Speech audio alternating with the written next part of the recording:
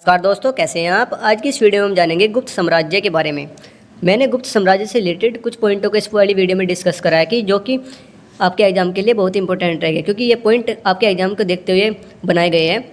और मैंने पूरी कोशिश करी है कि अगर आपके एग्जाम में इस वाले टॉपिक से प्रश्न बनेगा तो इन पॉइंट से बाहर नहीं जाएगा। तो कृपया करके आप इस वीडियो को जरूर लास्ट तक वॉच करें। अगर आपको जानकारी अच्छी लगे तो वीडियो को लाइक जरूर करें। चलिए स्टार्ट करते हैं अपनी वीडियो को। हमारा आज का टॉपिक है गुप्त साम्राज्य। तो हम जानते हैं गुप्त साम्राज्य का पहला पॉइंट, मौर्योत्तर काल के पश्चात गुप्त साम्राज्य के रूप में एक केंद्रीय यक्त सत्ता अस्तित्व में आई। प्राचीन भारतीय इतिहास में गुप्त काल का स्वर्ण काल कहा जाता है। तो इस वाले पॉइंट से ये प्रश्न बन सकता है कि प्राचीन भारत इतिहास में किसे स्वर्ण काल के रूप में कहा गया है, तो गुप्त काल को कहा गया है। हम देखते हैं अपने दूसरे पॉइंट को। हमारा दूसरा पॉइंट है गुप्त वंश की स्थापना श्री गुप्त ने 275 ईसा में की थी, किंतु इस वंश का वास्तविक संस्थापक चंद्रगुप्त प्रथम था।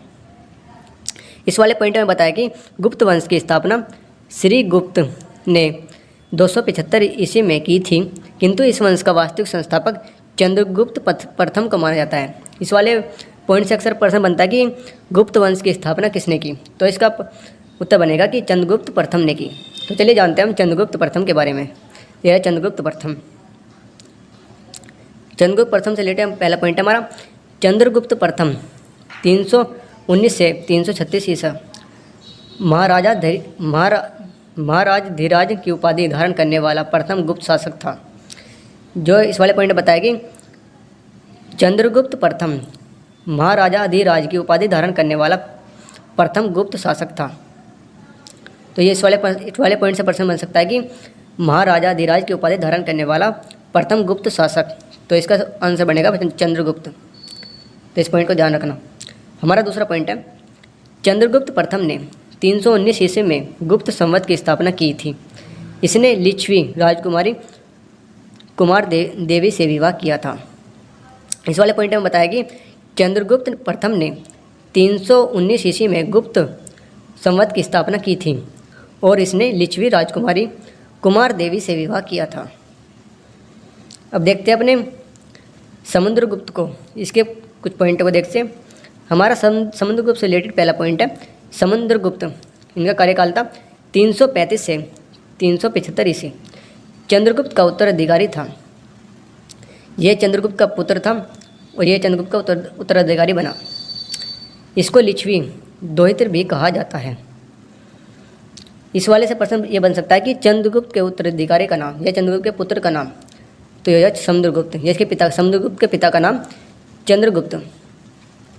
इसको लिच्छवी दोहित्र भी कहा जाता है, तो याद रखना। हमारा दूसरा पॉइंट है इसमें V.A. स्मिथ ने चंद्रगुप्त को भारतीय नेपोलियन कहा। इसका दरबारी कवि हरिसेन था, जिसने इलाहाबाद के प्रयाग उपस्थित लेख में समुद्रगुप्त को विषय का वर्णन किया। तो ये पॉइंट आपके लिए बहुत इंपॉर्टेंट है, कि इसमें बताया कि V.S. स्मिथ ने समुद्रगुप्त को भारतीय नेपोलियन कहा था। इस वाले पॉइंट से प्रश्न बनता है कि भारतीय नेपोलियन किसने कहा था, V.A. स्मिथ ने कहा था समुद्रगुप्त को। ये और इसका दरबारी कवि, ये प्रश्न बताया कि समुद्रगुप्त का दरबारी कवि कौन था, तो समुद्रगुप्त का दरबारी कवि हरिसेन था, जिसने इलाहाबाद के प्रयाग प्रस्थित लेख में समुद्रगुप्त के विषय में का वर्णन किया है। अब देखते हैं अपने तीसरे पॉइंट को। समुद्रगुप्त के सिक्कों पर व्यधर पराक्रम, अपरिस्थित पराक्रमक आदि उपाधियाँ मिलती हैं। एक सिक्के पर उसे वीणा बजाते हुए दिखाया गया है। तो इस वाले पॉइंट से अक्सर प्रश्न बनता है कि वीणा बजाते हुए किसे दिखाया गया है, सिक्के पर वीणा बजाते हुए किसको दिखाया गया, तो ये दिखाया गया समुद्रगुप्त को। तो ये वाला पॉइंट आपके लिए भी इंपॉर्टेंट रहेगा, वीणा बजाते हुए दिखाया गया है। अब जानते हैं हम चंद्रगुप्त विक्रमादित्य के बारे में। इससे हमारे 3 पॉइंट दिए गए हैं। हमारा पहला पॉइंट है चंद्रगुप्त विक्रमादित्य 380 से 412 ईसा के शासनकाल में गुप्तों के प्रथम राजधानी पाटलिपुत्र तथा द्वितीय राजधानी उज्जैनी थी। इस वाले पॉइंट में बताया गया है कि चंद्रगुप्त विक्रमादित्य के शासनकाल में गुप्तों की प्रथम राजधानी पाटलिपुत्र और द्वितीय राजधानी उज्जैनी थी। तो ये वाला प्रश्न बन सकता है कि चंद्रगुप्त विक्रमादित्य के शासनकाल में प्रथम राजधानी पाटलिपुत्र और द्वितीय राजधानी उज्जैनी थी। देखते हैं अपने दूसरे पॉइंट को। चीनी यात्री फाजान इसके शासनकाल में भारत आया था। इसने विक्रमार्क परम भागवत उपाधि धारण की थी। तो इस वाले पॉइंट में बताएगी चीनी यात्री फाजान इसके शासनकाल में भारत आया था। चीनी यात्री फाजान इसके किसके शासनकाल में? चंद्रगुप्त विक्रमादित्य के शासनकाल में भारत आया था और इसने विक्रमार्क परम भागवत उपाधि धारण की थी। तो ये पॉइंट ध्यान रखना। तीसरा पॉइंट हमारा है इसके दरबार के नवरत्नों में कालिदास, धनवंतरी, पणवक, अमर सिंह, शंकु, बेताल भट्ट, भट्टकपर, वारामिरी, वारुचि शामिल थे।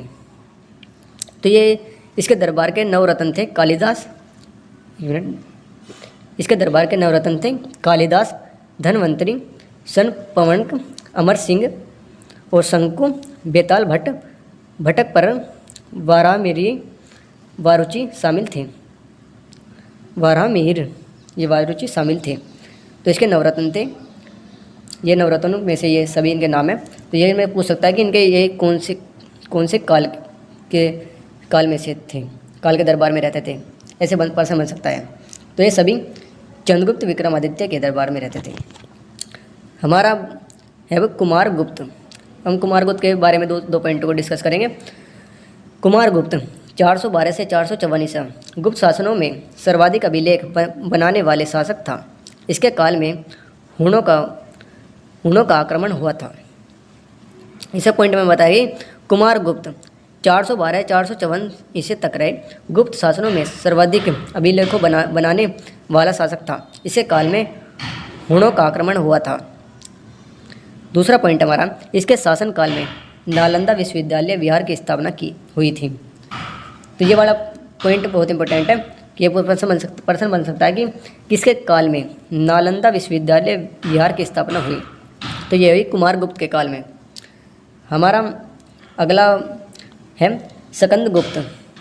सकंद गुप्त एक पॉइंट है। सकंद गुप्त 454 से 467 ईसा गुप्त वंश का अंतिम प्रतापी शासक था।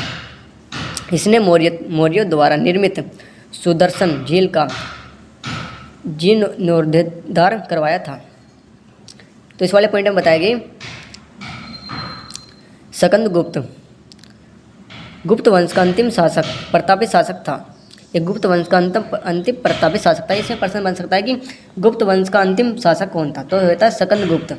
इसने मौर्यों द्वारा निर्मित सुदर्शन झील का जीर्णोद्धार करवाया।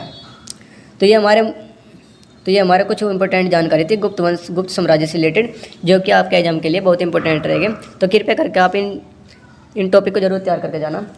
अगर आपके हमारे द्वारा दी गई जानकारी आपको अच्छी लगी तो वीडियो को लाइक जरूर करें और चैनल पर नहीं हो तो चैनल को सब्सक्राइब जरूर करें। तो मिलते हैं अपनी नेक्स्ट वीडियो में, तब तक के लिए धन्यवाद।